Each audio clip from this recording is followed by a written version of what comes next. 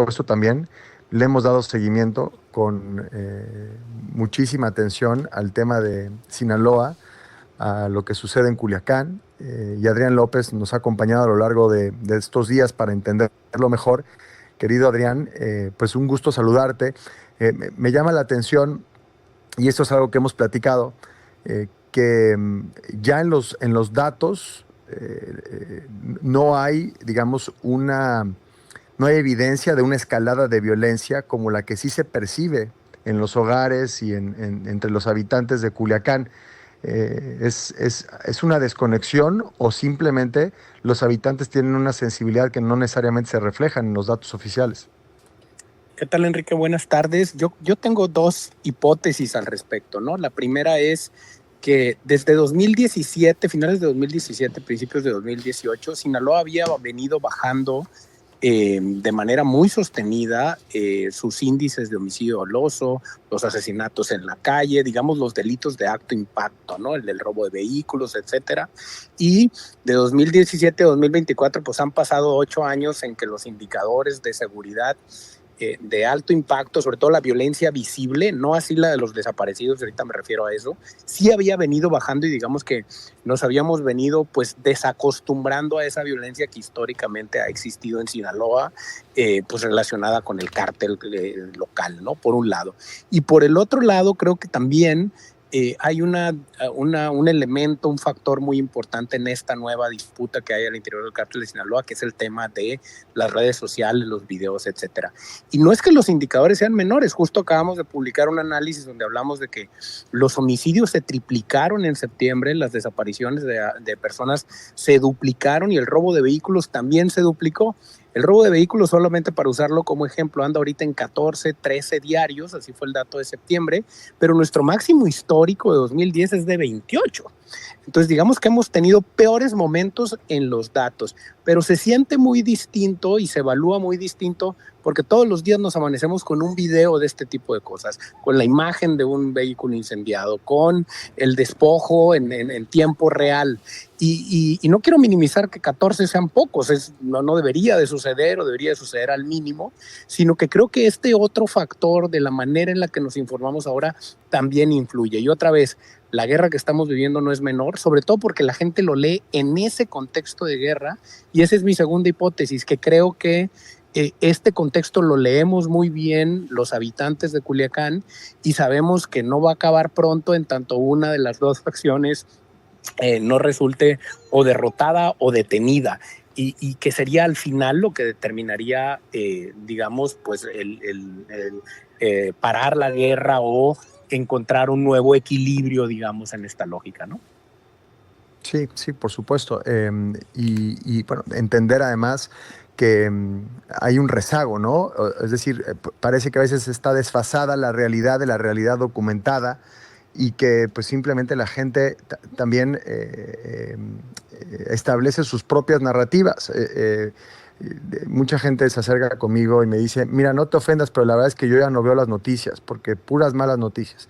Y Sí, digo, claro. no, no, para nada, no me ofendo, pero yo la verdad prefiero sí, o sea, no veo las noticias, pero sí me informo por WhatsApp y lo que me mandan y lo que veo en Twitter y lo que veo. Y cuando me dicen esto, digo, bueno, pues entonces sí ve las noticias, solamente pues no las ven fuentes confiables. Lo hace a Sí, través de los bueno, rumores claro. que le llegan a su WhatsApp, ¿no? Claro. Sí, es increíble porque los medios locales acá de verdad es que hemos hecho un esfuerzo enorme por estar yendo a los lugares de los hechos. Hay que perseguir 7, 8, hasta 10 eventos en un día que van pues desde el hallazgo de cuerpos, asesinatos, a veces pues refriegas que están sucediendo en el momento, hasta un lugar donde se reportó un bloqueo de vehículos que cuando llegamos ya no está allí. Y la gente vio el video de eso y dice, pues es que ¿por qué los medios nos mienten y nos dicen, pues es que cuando fuimos ya no había nada allí? O la gente escucha balazos y dice hubo un enfrentamiento y no necesariamente eso es un enfrentamiento o no necesariamente hay víctimas de eso.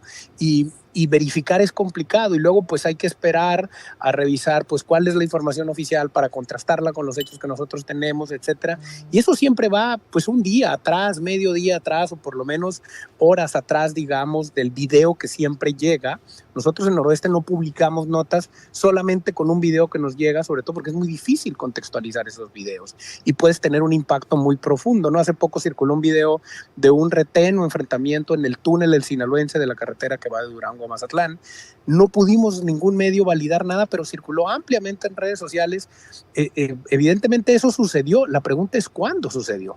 Entonces, y cómo afectó, pues tampoco lo sabemos. Entonces, creo que es importante eso, pero lo cierto es que nadie está aislado de esta información, que no necesariamente pues es una información contextualizada, verificada, etcétera, pues porque la gente tiene necesidad de saber, sobre todo cuando hay mucha zozobra, cuando hay psicosis, es normal, y eso no va a cambiar, eso llegó para quedarse.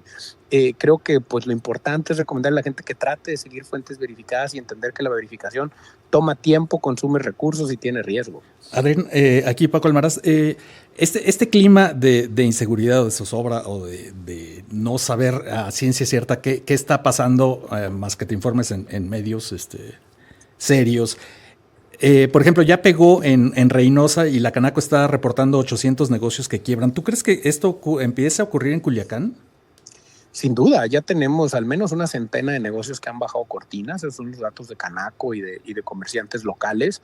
También tenemos reportes de la Comisión de la Unión de Locatarios del Centro de Culiacán que están hablando de extorsión, de que hay gente que está extorsionándolos con el argumento de tener privados de la libertad a sus familiares, etcétera.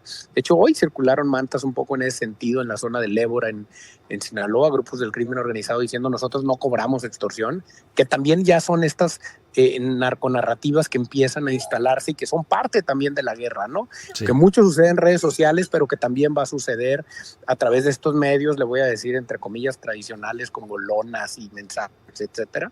Entonces yo creo que evidentemente es innegable que hay una afectación real en la economía de Culiacán, sobre todo, cortinas abajo, muchos empleados, horarios restringidos, ventas al 20 o 30% de lo que normalmente registramos en meses normales, ¿no? Claro que hay una afectación que es innegable, y la otra cosa es que parecería que Culiacán empieza a encontrar una cierta movilidad de día, pero durante la noche es el desierto y durante la noche pues es cuando suceden las cosas. Entonces nos vamos a dormir siempre con la expectativa de amanecernos con hechos para luego tomar decisiones de qué vamos a hacer durante el día, ¿no? Así es. Pues sí.